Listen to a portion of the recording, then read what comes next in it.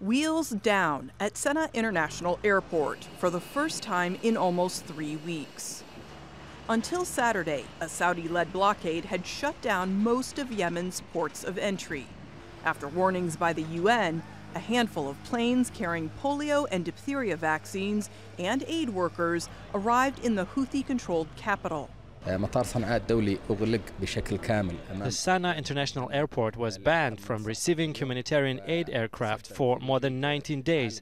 That led to more than 500 UN aid workers being stuck here and the cancellation of more than 40 aid flights. Earlier in the week, some aid trickled in to the western port of Hodeidah, but that has now stopped. The World Food Program tells Al Jazeera it's still waiting to offload a ship carrying 25,000 metric tons of wheat, enough to feed 1.8 million Yemenis for a month. People need an avalanche of aid.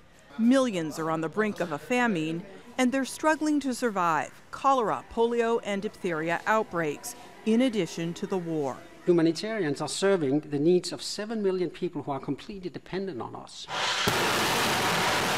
The blockade began on November 6th, after Houthi rebels fired a ballistic missile into Saudi Arabia. The Saudi-led coalition fighting on behalf of the government says it needed to stop weapons smuggling. The UN warns commercial imports, particularly food and fuel, must also resume.